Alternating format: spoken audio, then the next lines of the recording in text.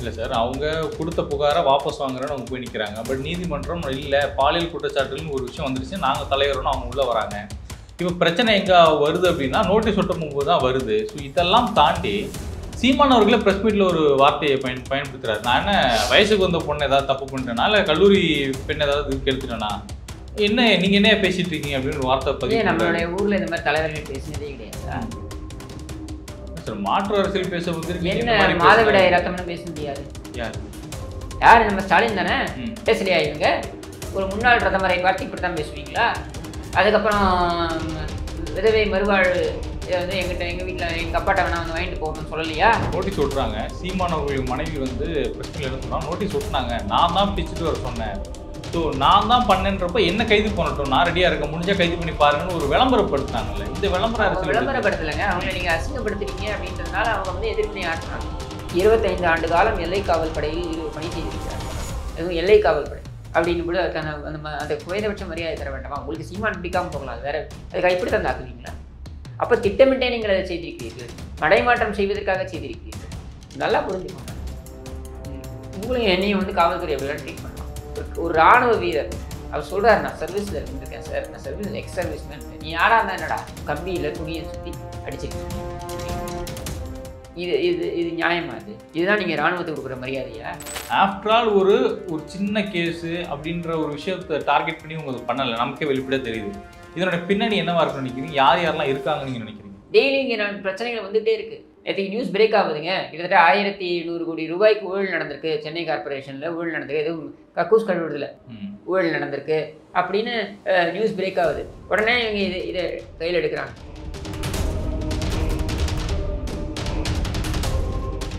அவர் வந்து ரொம்ப யதார்த்தமாக அவைலபிளாக இருக்காரு. யாருக்கு வேணாலும் அவைலபிளாக இருக்காரு. யாருக்கு வேணாலும் பேச முடியும். அவர்கிட்ட யாரும் அவரை அணுக முடியும், எளிதாக அணுக முடியும் அப்படின்ற ஒரு காரணத்தினால நீங்கள் இதை செய்றீங்க. எடுத்துக்கலாமா? இப்படி வேற எந்த தலைவர் மேலே இந்த மாதிரி கை வைப்பீங்களா? அவங்க வீட்டில் இப்படி தான் நீங்கள் பிஹேவ் பண்ணுவீங்களா? ஜவாஹிர் நேயர்களுக்கு வணக்கம். இன்னைக்கு சீமான் அவர்களை சுற்றி நடக்கக்கூடிய அரசியலை பற்றி பேசுறதுக்காக திரு கிஷோர் கேசம் அவர்கள் கூட நம்ம இணைஞ்சிருக்கோம். சார் வணக்கம். சார் வணக்கம். சீமான் அவர்களை சுற்றி நடக்கக்கூடிய அரசியல் நீங்கள் பார்த்துட்டு இருப்பீங்க. இது அரசியல், அது அப்படிதான் சார் அவங்க பண்ணுறாங்க. இதை வந்து நீங்கள் அரசியல் நீங்கள் சொன்னால் யாராவது நம்புவாங்களா? ஒரு ஆக்கப்பூர்வமான ஒரு அரசியல் என்றால் என்ன இருக்கணும்? சீமான் வைத்திருக்கின்ற கருத்துக்கள், சீமான் சொல்லக்கூடிய விமர்சனங்கள், இந்த விமர்சனங்களுக்கு எதிர்வினை. ஒரு கருத்துன்னு இருந்தால் அதுக்கு எதிர்கருத்து இருக்கும். ஒரு விமர்சனம் இருந்தால் அதுக்கு எதிர்வினை இருக்கும். சரி, இதைத்தானே வைத்திருக்கணும். அதை விட்டுட்டு சீமான் ஜட்டிக்குள்ளே போயதுக்கு நீங்கள் போய் குத்த வச்சு உட்காடுறீங்க. சீமான் அவருடைய முந்தைய காலத்துல ஒரு தவறு செய்யறாரு. அதன் விளைவா தான் இந்த கேஸ் போயிட்டு இருக்கு. நீங்க எதை நீங்க தவறுன்னு சொல்றீங்க எனக்கு புரியல. ஒரு பாலியல் குற்றம் சாட்ட அவர் மேல பாலியல் குற்றம் யார் வேணாலும் சாட்டலாம். என்னுடைய கேள்வி, 15 ஆண்டுகளுக்கு முன்னர் அவர் வந்து ஒரு உறவில் இருந்தார் அப்படின்னு சொல்லப்படுகிறது. அதை அவர் மறுக்கவும் இல்லை. பரஸ்பர ஒப்புதலின் அடிப்படையில் அந்த உறவு முறிந்து விட்டது. ஒரு உறவில் இருப்பதும் உறவை முறித்துக் கொள்வதும் அப்படின்றது வந்து பாலியல் குற்றமே கிடையாது. இப்போ பாதிக்கப்பட்டவர் வந்து நான் பாலியல் ரீதியாக தாக்கப்பட்டிருக்கிறேன் என்று சொன்னால் அது விசாரணை பண்ணலாம். விசாரணை பண்ணியிருக்காங்க. காவல்துறை விசாரித்து இவங்களுக்கு வந்து இதுவே வழக்கம். நம்ம வந்து ஆங்கிலத்தில் கோல்டு டிகர்னு சொல்லுவோம். கோல்டு டிகர்னா இந்த மாதிரி ஒரு செல்வந்தர்கள் அல்லது பணம் இருக்கக்கூடியவர்கள், செல்வாக்கு உள்ளவர்கள், இவர்களுடன் ஒரு தொடர்பை ஏற்படுத்தி அதன் அடிப்படையில் பணம் கறப்பது என்பதனே வழக்கமாக வைத்திருக்கக்கூடிய நபர்களாக நம்ம சொல்லுவோம். அந்த மாதிரி தான் இவங்களுடைய பேட்டர்ன் இருக்கு. இப்போ பொதுவாக இவர் இப்படித்தான் அப்படின்னு நான் சொல்ல போகிறது இல்லை. ஆனால் அவங்களுடைய பேட்டர்ன் அப்படி தான் இருக்குது. அவங்களுடைய செயல்பாடுகள், அவங்களுடைய காணொலிகள் நீங்கள் எடுத்து பார்த்தீங்கன்னாலே முன்னுக்கு பின் முரணாக இருக்குது. பெர்ஹாப்ஸ் உளவியல் ரீதியாக அவங்க வந்து நிறைய விஷயங்களால பாதிக்கப்பட்டிருக்கலாம். எனக்கு அது தெரியாது. ஒருத்தர் மேலே நான் அபாண்டமாக ஒரு குற்றச்சாட்டை வைக்க விரும்பலை. ஆனால் அந்த பேட்டர்ன் அப்படி தான் தெரியுது. அப்போது அவங்களுக்கு தேவை வந்து அவங்களுக்கு ஒரு நல்ல ஒரு சைக்கலாஜிக்கல் சப்போர்ட் தேவை அவங்களுக்கு. அப்படி தான் நான் பார்க்குறேன். அதை வந்து பயன்படுத்துறது இருக்கு இல்லையா, முறைகேடாக பயன்படுத்துறது, அந்த கேவலமான வேலையை தான் திமுக செய்கிறது. இல்லை சார், அவங்க கொடுத்த புகாரை வாபஸ் வாங்குறேன்னு அவங்க போய் நிற்கிறாங்க. பட் நீதிமன்றம் இல்லை பாலியல் குற்றச்சாட்டுன்னு ஒரு விஷயம் வந்துருச்சு, நாங்கள் தலைவரோன்னு அவங்க உள்ளே வராங்க. இப்போ பிரச்சனை எங்கே வருது அப்படின்னா நோட்டீஸ் ஒட்டும்போது தான் வருது. ஸோ இதெல்லாம் தாண்டி சீமான் அவர்களே பிரஸ் மீட்டில் ஒரு வார்த்தையை பயன்படுத்துறாரு. நான் என்ன வயசுக்கு வந்த பொண்ணு ஏதாவது தப்பு பண்ணிட்டேனா, இல்லை கல்லூரி பெண் ஏதாவது கெடுத்துட்டேனா, என்ன நீங்கள் என்ன பேசிட்டு இருக்கீங்க அப்படின்னு ஒரு வார்த்தை பதிவு. நம்மளுடைய ஊரில் இந்த மாதிரி தலைவர்கள் பேசினதே கிடையாது சார். மாற்று அரசியல் பேச வந்து என்ன மாதவிடாய் ரத்தம்னு பேசுனது யாரு? யாரு? யார் நம்ம ஸ்டாலின் தானே? ம். பேசலையா இவங்க? ஒரு முன்னாள் பிரதமரை பார்த்து இப்படி தான் பேசுவீங்களா?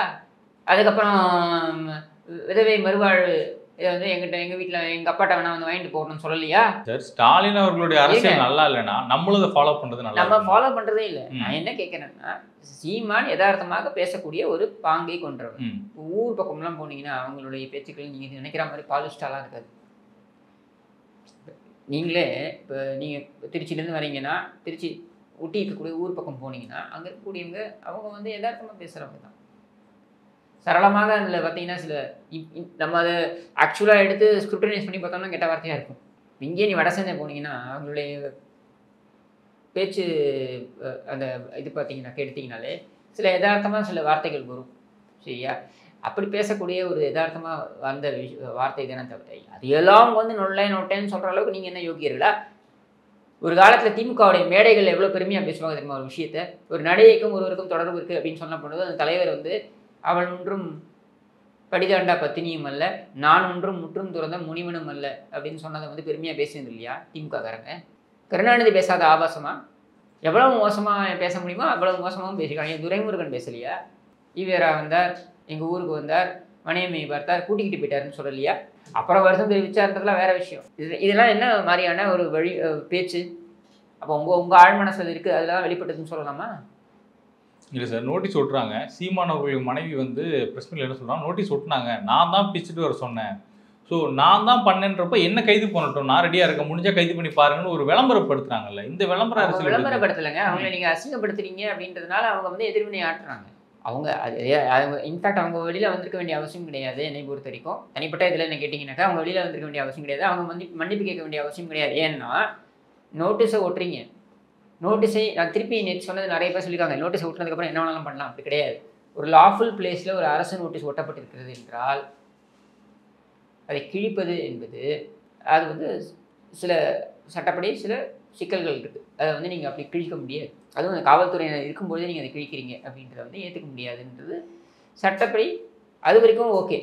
பட் அதுக்கப்புறம் நீங்கள் நடந்தது தான் பாருங்கள். அதைத்தான் நான் கேள்வி கேட்குறேன். இது ஒரு மைனர் குற்றம். ரோட்டில் பாத்ரூம் போகிறாங்களே, சட்டப்படி குற்றம். அதுக்கு என்ன பண்ணுவீங்க? 15 பேர் வந்து குண்டு கட்டா தூக்கிட்டு போவீங்களா? தீவிரவாதி தூக்கிட்டு போகிற மாதிரி. அப்படித்தான் இதுவும் ஒரு வெரி வெரி ஸ்மால்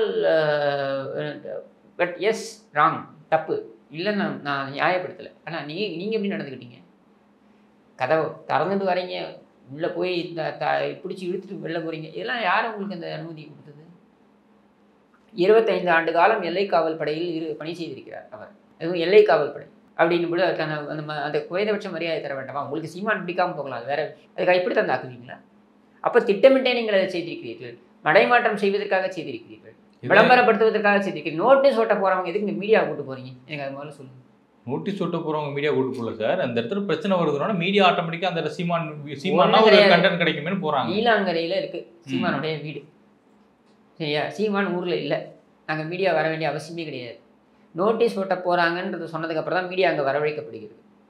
யாரும் மீடியா, நானும் மீடியாவில் ஒர்க் பண்ணியிருக்கேன் பாஸ். யாரும் மீடியாவை கொண்டு போய் குத்த வச்சு உட்கார வைக்க மாட்டாங்க. இந்த மாதிரி ஏதாவது செய்தி இருந்தால் அனுப்புவாங்க. ஏன்னா அவங்க ஆட்களை அவங்க எப்படி அவங்க ஒரு தலைவர் பின்னாடி உட்கார வச்சாங்கன்னா அப்புறம் மீடியாவில் வேலை செய்யறதுக்கு ஆள் இருக்க மாட்டாங்க. பீட் ரிப்போர்ட்டர்ஸ் இருக்காங்க இல்லையா? இந்த பீட் ரிப்போர்ட்டர் செக்ரட்டேரியட்டுக்கு பீட் இருக்கும். எப்பவுமே செக்ரட்டேரியட்டில் ஏதாவது அரசு சம்மந்தப்பட்ட தகவல்கள் செய்திகள் வரும் அப்படின்னு டெவலப்மெண்ட்ஸ் இருக்கும் அப்படின்றதுனால அங்கே பீட் ரிப்போர்ட்டர்ஸ் இருப்பாங்க. சிஎம் வீட்டுக்கு முன்னாடி பீட் ரிப்போர்ட்டர்ஸ் இருப்பாங்க. எதிர்கட்சி தலைவருக்கு முன்னாடி வீட்டுக்கு முன்னாடி இருப்பாங்க. ஏன்னா அது சென்னையில் இருக்கிறதுனால கிரீன்வே சாலை தானே, எல்லா அமைச்சர்களும் அங்கேயே இருக்கிறதுனால அந்த பக்கத்துலேயே எல்லாத்துக்கும் சேர்த்து ஒரு பீட் ரிப்போர்ட்டரை போட்டிருப்பாங்க. அமைச்சர் கூப்பிட்டாலும் அவங்க போகணும், இங்கே எதிர்கட்சி தலைவர் கூப்பிட்டாலும் போகணுன்ட்டு அங்கே பீட் ரிப்போர்ட்டர்ஸ் இருப்பாங்க. இப்படி இருப்பாங்க. அதிமுகவை ஃபாலோ பண்ணுறதுக்கு மட்டுமே பீட் ரிப்போர்ட்டர் போட்டிருப்பாங்க. அவரும் பார்த்தீங்கன்னா வேற நியூஸ் எல்லாம் கவர் பண்ணுவார். அதிமுக சார்ந்து ஏதாவது வரப்போகுது அப்படின்னா தான் அவர் போவார், இல்லைன்னா அங்கேயே குத்த வச்சு வர மாட்டார். அப்படி மேன் பவருக்கு யூஸ் பண்ண முடியாது மீடியாவில். அப்போது நீலாங்கரைக்கு நீங்கள் இத்தனை பேரையும் மீடியாவும் இங்கே அனுப்பி வச்சது என்னத்துக்கு? போலீஸ் சொல்லியிருக்கு, நாங்கள் போகிறோம், நாங்கள் நோட்டீஸ் சொல்ல போகிறோம், நீங்கள் வாங்க. ஆனால் போலீஸ் கிளிக்க சொல்லல. போலீஸ் ஒன்று நோட்டீஸ் கிளிக்க சொல்ல. நான் சொல்லிட்டேனே, நோட்டீஸ் கிளிக்க சொன்னது தப்பு, நோட்டீஸ் கிளிச்சது தப்பு. அப்போ பிரச்சனை அங்கே தானே ஆரம்பிக்குது. அந்த பிரச்சனைக்கு அப்புறம் நடந்ததுதான் நான் கேள்வி கேட்கிறேன். அந்த பிரச்சனை வந்து சாதாரண ரோட்ல பாத்ரூம் போற மாதிரி ஒரு பிரச்சனைங்க. அதுவும் சட்டப்படி குற்றம், இதுவும் சட்டப்படி குற்றம். இல்ல சார், காவலாளியோட உடையெல்லாம் பிச்சிருக்காங்க. அவர் சொல்றாரு அவங்க காவலாளியோட உடையை அவர்கள் பிக்கல. முதல்ல இவங்க தான் கை வைக்கிறாங்க. காவல்துறையினரை மதிக்க வேண்டும், காவல்துறையினரை தாக்கக்கூடாது. ஆனா காவல்துறையினர் தான் முதல்ல தாக்கியிருக்காங்க. ஓகே, அவங்க கைல்வெளி சீமான் அவர்கள் சொல்றாங்க சார் சாரின்னு சொல்லும்போது ஏமா என் யூனிஃபார்ம் கிழிச்சாங்க போங்கம்மா அப்படின்ட்டு அவர் சொல்லிட்டு போறாரு. அவர் என்ன பண்ணிருக்காங்க பாருன்னு காமிக்கிறாங்க. ஏன்னா நீ அவர் மேல புகுந்து அவரை போய் அடிக்க போறீங்க, நீ எப்படி அடிக்கலாம்? உங்களுக்கு யார் அந்த அனுமதி கொடுத்தது? ஒருத்தரை அடிக்கிறதுக்கும் தரதரன்னு இழுத்துட்டு போறதுக்கும் உங்களுக்கு யார் அனுமதி கொடுத்தது? இதெல்லாம் நீங்க திறந்துட்டு போறீங்க கதவை. நீங்க எப்படி திறந்துட்டு போவீங்க? இல்ல சார், நீங்க வெளியில இருந்துட்டு அவங்கள வர சொல்லுங்க, உள்ள இருக்கிறவங்க வர சொல்லுங்க. உள்ள இருக்கலாம் வர சொல்லிட்டு நீங்க என்ன கேள்வி வேணா கேளுங்க. கேள்விக்கு அவங்க ஒத்துழைக்கல அப்படின்னா விசாரணை பண்ணணும் அப்படின்னு ஸ்டேஷனுக்கு கூப்பிட்டு போங்க. ஸ்டேஷன்ல வச்சு விசாரணை பண்ணுங்க. நீங்க என்ன பண்ணிருக்கீங்க? மாறாக தரதரன்னு எடுத்துட்டு போறீங்க. என்ன பேச? ஏய், காவல்துறை மேல கை பேச, போலீஸ் மேலே கை வைப்பியா? நியாயம்தான், போலீஸ் மேல கை வைக்கிறதுன்றத ஏத்துக்க முடியாது. ஆனா நீங்க என்ன பண்ணீங்க? நீ சிவில் ட்ரெஸ்ல இருக்கீங்க, ஒருத்தர் யூனிஃபார்ம்ல இருக்காரு, இன்னொருத்தர் சிவில் ட்ரெஸ்ல இருக்காரு. சிவில் ட்ரெஸ் இருக்கவர் தான் அவர் மேல போய் பாயிறாரு, யூனிஃபார்ம்ல இருக்கவர் அவர் மேல பாயிறாரு. அப்போ அங்க கை கலப்பு மாதிரியான ஒரு சூழல் ஏற்படுது. சரியா? நல்லா புரிஞ்சுக்கோங்க. உங்களையும் என்னையும் காவல்துறை அப்படிலாம் ட்ரீட் பண்ணலாம். ஒரு ராணுவ வீரர் அவர் சொல்றாரு, நான் சர்வீஸ்ல இருந்திருக்கேன் சார், நான் சர்வீஸ் எக்ஸ் சர்வீஸ் மேன். நீ யாரா இருந்தா என்னடா? இதுதான் நீங்க ராணுவத்துக்கு கொடுக்குற மரியாதையா? சரி சரி, இப்போ இவ்வளோ பிரச்சனை. அது தவிர நீங்க கொண்டு கூட்டு போய் வேற ஒரு இடத்துல வச்சு அடிச்சிருக்கீங்கன்னு வேற சொல்றாங்க. அதை கேப்பபிள் தான். நீங்கள் கம்பியில் துணியை சுற்றி அடிச்சிருக்கீங்க அப்படின்ட்டு. இது இது இது நியாயமா? இது அதான் சார், இப்போ இவ்வளோ பிரச்சனை நடக்குதுன்னா ஆஃப்டர் ஆல் ஒரு சின்ன கேஸு அப்படின்ற ஒரு விஷயத்தை டார்கெட் பண்ணி உங்க பண்ணலை, நமக்கே வெளிப்படையாக தெரியுது. இதனோட பின்னணி என்னவா இருக்குன்னு நினைக்கிறீங்க? யார் யாரெல்லாம் இருக்காங்கன்னு நீங்கள் நினைக்கிறீங்க? திமுக செய்யக்கூடியது தான். அதாவது திமுக எதற்காக இதை செய்கிறாங்கன்னா ரெண்டு விஷயம் உங்களுக்கு. ஒன்று, சீமானை அவங்க எதிர்வினை ஆற்றத்துக்கு அவங்களுக்கு இது பயன்படும். ரெண்டாவது என்ன அப்படின்னா, டெய்லி இங்கே பிரச்சனைகள் வந்துகிட்டே இருக்குது. நேற்றுக்கு நியூஸ் பிரேக் ஆகுதுங்க, கிட்டத்தட்ட 1700 கோடி ரூபாய்க்கு ஊழல் நடந்திருக்கு, சென்னை கார்பரேஷனில் ஊழல் நடந்திருக்கு, எதுவும் கக்கூஸ் கழுவுறதுல ஊழல் நடந்திருக்கு அப்படின்னு நியூஸ் பிரேக் ஆகுது. உடனே இவங்க இதை கையில் எடுக்கிறாங்க. அவர் வீட்டுக்கு போயிருக்காங்க. அவங்க ரொம்ப தெளிவாக சொல்கிறாங்க. யார்? அவங்க கைல்வழி அவர்கள் ரொம்ப தெளிவாக சொல்கிறாங்க. எங்கள் வீட்டுக்கு வந்தாங்க, சீமான் அவர்களை சந்தித்து அவர் கையில் சம்மனம் கொடுத்தாங்க. அவர் அப்போவே சொன்னார், 15 நாட்களுக்கு எனக்கு தொடர் பயணம் இருக்குது, அதனால் என்னால் வர முடியாது அப்படின்றத அவர் பதிவு பண்ணுறாரு. அப்போ அவங்க சொல்கிறாங்க, பரவாயில்லைங்க, நீங்கள் 27ஆம் தேதி வரணும்னா ஒரு நாள் முன்னாடி நீங்கள் உங்களுடைய இதை கொடுத்துருங்க, அதாவது அன்றைக்கி என்னால் வர முடியாது அப்படின்னு சொல்லி கொடுத்துருங்க, இன்னொரு டேட் நம்ம போட்டுக்கலான்னு. இது வழக்கம், காவல்துறை எப்போவுமே செய்யக்கூடியது. சாமானியர்களுக்கு கூட இந்த உரிமையை வழங்குறாங்க அப்படின்னு ஒரு அரசியல் கட்சி தலைவர் அப்படின்ற ஒரு மரியாதையாவது கொடுக்க மாட்டிங்களா? என்னெல்லாம் லெட்டர் பேட் கட்சிக்கு வச்சுருக்கிறவங்க கூட கெத்து காமிக்கிறான் போலீஸ் முன்னாடி. ஒரு கட்சி கொடியை வச்சுக்கிட்டு காரில் வச்சுக்கிட்டு லெட்டர் பேட் கட்சி வச்சுருப்பான், அவன் எத்து காமிக்கிறான் போலீஸ் முன்னாடி. சீமான் ரொம்ப யதார்த்தமாக ஒரு அரசியல்வாதியாக இருக்கார். நம்ம 3வது பெரிய கட்சியுடைய தலைவருங்க, 36 லட்சம் பேர் வாக்களித்து அவர் அந்த கட்சி அங்கீகாரம் கொடுத்துருக்காங்க அப்படின்ற நிலையில் அவர் ரொம்ப யதார்த்தமாக அவைலபிளாக இருக்கார். யாருக்கு வேணாலும் அவைலபிளாக இருக்கார், யார் போனாலும் பேச முடியாது அவர்கிட்ட, யாரும் அவரை அணுக முடியும், எளிதாக அணுக முடியும் அப்படின்ற ஒரு காரணத்தினால நீங்கள் இதை செய்கிறீங்க. எடுத்துக்கலாமா? இப்படி வேறு எந்த தலைவர் மேலே இந்த மாதிரி கை வைப்பீங்களா? அவங்க வீட்டில் இப்படி தான் நீங்கள் பிஹேவ் பண்ணுவீங்களா?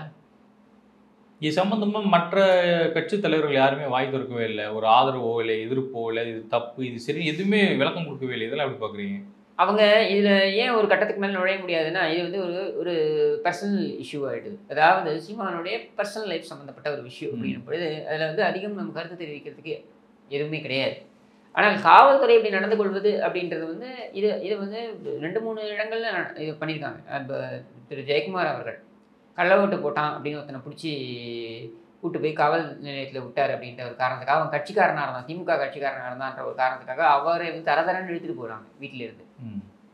அவரை ஒரு முன்னாள் அமைச்சர் அப்படின்னு முன்னாள் சபாநாயகர் அப்படின்ற மரியாதை கொடுக்காம அவரை தரையில் உட்கார வச்சு எங்கள் சிறையில் அவரை அவ்வளோ குடும்பப்படுத்தினாங்க. இது மாதிரி நிறைய பேர்கிட்ட இந்த எக்ஸசஸ், போலீஸ் எக்ஸசஸ்ன்றது நிறைய நடந்துக்கிட்டு இருக்கு. அப்போ இது ஒவ்வொரு கட்சிக்கும் இது நடக்குது. அதனால தான் நான் சொல்கிறேன், எல்லா கட்சியுமே இதை கண்டிச்சிருக்கணும் நியாயமாக. ஆனால் அவங்க ஒரே ஒரு காரணத்துக்காக அவங்க தயங்கிறதுக்கு நான் பார்க்கக்கூடிய ரீசன் என்னென்னா, இது ஒரு டொமெஸ்டிக் இஷ்யூ ப்ளஸ் கோர்ட்டோடைய அப்சர்வேஷன் நடக்கக்கூடிய ஒரு விஷயமா அது பார்க்கப்படுது. அப்படிங்கும் பொழுது இதில் நிறைய அவங்களால கருத்துக்கள் தெரிவிக்க முடியல. என்னை பொறுத்த வரைக்கும் இதையும் கண்டிச்சிருக்கணும். அதாவது காவல்துறை என்பது மதிக்கப்பட வேண்டிய ஒரு துறை. ஆனால் அங்கே இருக்கக்கூடியவர்கள் இது மாதிரி செயல்படணும் அப்படின்னு நிர்பந்தத்திற்கு உட்படுத்தப்படுகிறார்கள். நிர்பந்தத்தின் அடிப்படையில் தான் இவங்க எல்லாம் செய்கிறாங்க இந்த மாதிரி. வேற என்ன ரீசன் இருக்க முடியும்? இப்போ சீமான் அவர்கள் கைது செய்யப்படுவாரா மாட்டார்? அது இல்லை, என்ன கிரவுண்ட்ஸில் கைது செய்வீங்க? இல்லை, இப்போ அப்படி தான் செய்தி ஊடகங்கள் சில பேர் வந்து பேசிகிட்டு இருக்காங்க. ஸோ வெள்ளிக்கிழமை கூப்பிட்டாங்க, அதனால் கைது பண்ணுவாங்கன்ட்டு. சரி, என்னை பொறுத்த வரைக்கும் சட்ட வல்லுநர்கள் 1000 பேர் நிறைய ஒருத்தர் ஒரு மாதிரி சொல்கிறாங்க கருத்துக்கள். என்னை பொறுத்த வரைக்கும் என்னென்னா, அவரை வந்து அழைத்திருப்பது விசாரணைக்காக. விசாரணைக்கு அவர் ஆஜராகிறார். விசாரணைக்கு ஆஜராகி அவர் வந்து அதை ஒத்துழைக்கும் பொழுது அங்கே கைதுக்கான வாய்ப்பு குறைவு அப்படின்னு தான் நான் பார்க்குறேன். விசாரணையில் புதிய தகவல்கள் வந்து கொலை வழக்குன்னு வச்சுப்போம். கொலை வழக்கில் ஒரு விசாரணை நடக்குது. அந்த விசாரணையில் நீங்கள் வந்து புதிய தகவல்கள் வருது, உங்களை திருப்பி கூப்பிட்றாங்க. இப்போ ஞானசேகரன் யார்? அந்த சார் ஞானசேகரன் மேட்டரில் பார்த்தீங்கன்னா முதல்ல அவரை கூப்பிட்டு பேச்சுவார்த்தை நடத்தி அனுப்பிச்சிட்டாங்க. இந்த இராணுவ வீரர்கிட்ட நடந்துக்கிட்ட அந்த கோவத்தையெல்லாம் முதல் விசாரணையின் பொழுது ஞானசேகரன்ட்ட நடத்தலை இவங்க. யார்? காவல்துறை. ஏன்னா அவர் திமுக கட்சிக்காரர். அதனால் அவரை விசாரித்து அனுப்பிச்சிட்டாங்க. அப்புறம் இது பூதாகரமான உடனே அவளை திருப்பி போய் பிடிக்கிறாங்க. அப்போ தான் அவனுக்கு வந்து தப்பிக்க முயன்றான். தப்பிக்க முயன்றதுக்கு விழுந்தான், கால் அடிபட்டுச்சு. இதெல்லாம் வந்து அப்போ நடக்குது. முதல் முறை அவனை கூப்பிட்ட போது விசாரணையும் போது என்ன பண்ணாங்க? ஏன்னா அவன் வந்து தான் விசாரணைக்கு கோஆப்ரேட் பண்ணான், அனுப்பி தான் ஆகணும் காவல்துறை அனுப்பி தான் ஆகணும் அவங்கள. அதே மாதிரி வென் யூ கோஆப்ரேட் 41A என்ன சொல்லுது அப்படின்னா, சிஆர்பிசி இப்போ அஃப்கோர்ஸ் பிஎன்எஸ்எஸ்ஸாக என்னமோ அது மாற்றிட்டாங்க. இது என்ன சொல்லுதுன்னா, விசாரணைக்கு அழைக்கப்படும் பொழுது விசாரணைக்கு ஒத்துழைப்பு கொடுத்தாங்கன்னா அப்புறம் நீங்கள் எழுத்துப்பூர்வமாக அவங்கள்டேருந்து வாங்கிட்டீங்க அப்படின்னா அதையிலேருந்து நீ ப்ராசஸ் பண்ணணும். ப்ராசஸ் பண்ணி அதுக்கப்புறம் உங்களுக்கு அதில் ஏதாவது உங்களுக்கு உடன்பாடு இல்லை அப்படின்னா அதுக்கப்புறம் நீங்கள் கைதை நோக்கி போகலாம். இங்கே வந்து நீதிமன்றம் ஒரு ரிப்போர்ட் கேட்குது, நீங்கள் விசாரிச்சுட்டு எங்களுக்கு ஒரு ரிப்போர்ட் சைன் பண்ணுங்கன்னு சொல்கிறாங்க. இல்லை, விஜயலட்சுமி தரப்புலேருந்து ஒரு புதிய ஒரு ஆதாரம் கொடுக்கப்பட்டிருக்கதாகவும் சொல்லப்படுது. அது நீதிமன்றத்தில் தான் நீங்கள் சமர்ப்பிக்கணும். ஓகே, நீங்கள் நீதிமன்றத்தில் தான் சமர்ப்பிக்கணும். நான் என்னுடைய சட்ட புரிதல், நான் தவறாக கூட இருக்கலாம், என்னுடைய சட்ட புரிதல் என்னன்னா, நீதிமன்றம் ஒரு ரிப்போர்ட்டை தாக்கல் செய்ய சொல்கிறாங்க. அப்போ ரிப்போர்ட்டை தாக்கல் செய்ய சொல்லும் பொழுது அந்த ரிப்போர்ட்டில் இருக்கக்கூடியது என்ன? அந்த ரிப்போர்ட்டை ரெடி பண்ணுறதுக்கு நீங்கள் விசாரணைக்கு கூப்பிட்றாங்க. இப்படி தான் நான் பார்க்குறேன். மேபி மருத்துவ பரிசோதனைகள் செய்யப்படலாம். இந்த மாதிரியான விஷயங்கள் தான் நடக்கலாம். தவிர்த்து இதை கடந்து கைது என்ற அளவுக்கு அவங்க போவாங்களான்னு எனக்கு தெரியல. அப்படி சென்றார்கள் என்றால் அதுவும் சீமானுக்கு சாதகமாகத்தான் போய் முடியுன்றது தான் நான் பார்க்குறேன். ஏன்னா தமிழக மக்களை பொறுத்திருக்கோம், அவர்கள் கூர்ந்து இதையெல்லாம் கவனித்து கொண்டிருக்கிறார்கள். நீங்கள் எப்படியெல்லாம் அத்துமீறல் பண்ணுறீங்க? ஏன்னா சாமானியனும் இது போல பாதிக்கப்பட்டிருக்கிறான். இந்த காவல்துறையுடைய அத்துமீறல் அப்படின்றது சாமானியனும் பாதிக்கப்பட்டிருக்கிறான். அப்போ அவனால் புரிந்து கொள்ள முடிகிறது. அப்போ யார் பக்கம் நிற்பாங்க அப்படின்னா, கண்டிப்பாக நான் உங்களுக்கு சொல்கிறேன், நான் அவர் உங்கள் பக்கம் நிற்க மாட்டார். ஆனால் வருத்தப்பட வேண்டிய விஷயம் உண்மையிலே என்னென்னா, காவல்துறை இந்த மாதிரியான நிர்பந்தத்துக்கு தள்ளப்படுவது, அல்லது காவல்துறையை இது மாதிரியான விஷயங்களுக்கு பயன்படுத்துகிறது ஆளும் தரப்பு. திமுக இது செய்கிறது. அப்போ நீங்கள் நம்ம எதிர்க்க வேண்டியது, இன்ஃபேக்ட் நாம் தமிழர் கட்சி தம்பிகளும் என்ன பண்ணுறாங்கன்னா, காவல்துறையை மேலே பாஞ்சு ஒரு பிரயோஜனம் கிடையாது. நீங்கள் வந்து எய்தவனுக்கு அம்பை நோவானேன்னு எய்தது யார்? திமுக. அப்போ திமுகவை நம்ம வந்து ஒன்று தேர் எடுத்து தெருவில் விடுற மாதிரி திமுக அது தெருவில் தான் இருக்குது. திமுகவை நம்ம வந்து இதில் வந்து முழு பொறுப்பேற்க வைத்து அவர்களை நம்ம சாடணும். உங்களால் வந்து நேரடியாக ஒரு விஷயத்தை எதிர்கொள்ள முடியாதா? இந்த மாதிரியான ஒரு குறுக்கு வழியில தான் வந்து எதிர்கொள்வீங்களா? தனிப்பட்ட விதத்தில் வந்து பேசிதான் நீங்கள் வந்து எங்களை எதிர்கொள்வீர்களா? இப்படின்ற கேள்வியை திமுகவை நோக்கித்தான் வைக்கணும். பட் குறுக்கீட்டுக்கு மன்னிக்கணும் சார், ஆனால் தொடர்ந்து சீமானவர்களுக்கு டார்ச்சர் பண்ணுறதா இருக்கணும், இல்லை சீமானை டார்கெட் பண்ணுறது டிபார்ட்மெண்ட்டில் இருக்கக்கூடிய அதிகாரிகள் தான். தொடர்ந்து சீமானவர்களோட மோதல் போக்கில் டிபார்ட்மெண்ட்டில் இருக்கக்கூடிய அதிகாரிகள் தான் இருக்காங்க. அதுதான் நீங்கள் புரிஞ்சுக்க மாட்டேங்கிறீங்க. அதாவது டிபார்ட்மெண்ட்டில் இருக்கக்கூடிய அதிகாரிகளை ஆளும் தரப்பு பயன்படுத்துகிறது. ஓகே, ஏன்னா அந்த போலீஸ் வெர்சஸ் சீமான் என்று எடுத்து செல்ல வேண்டும் என்று முயல்கிறார்கள். அதற்கு இடம் கொடுக்காதீர்கள் தான் நான் நாம் தமிழர் கட்சிக்கு சொல்கிறேன். ஏன்னா அதிகாரிகள் அவங்க அதிகாரிகள் வேறு வழியே இல்லைங்க. அவங்க என்னங்க பண்ணுவாங்க? மேலிடத்துல ப்ரெஷர் வந்து அவங்க என்ன பண்ணுவாங்க? அவங்களுக்கு என்ன ஏதாவது வாய்க்காட்டாகிறாரா சீமானோட தனிப்பட்ட விதத்தில்? ஒன்றும் கிடையாது. இன்னைக்கு ஆளும் தரப்பில் திமுக இருக்குது, திமுக சொல்கிறத கேட்குறாங்க. நாளைக்கு வேற ஒருத்தவங்க வந்தால் வேற ஒருத்தவங்க சொல்கிறத கேட்டாங்க. அவங்க அந்த நிலையில தான் அவங்க இருக்காங்க. அப்படின்னும் பொழுது நீங்கள் வந்து ஃபோக்கஸ் பண்ண வேண்டியது திமுக மேலே. ரைட். எங்களுடைய பல்வேறு கேள்விகளுக்கு மிக சிறப்பு கொடுத்ததுக்கு நன்றி சார். நன்றி.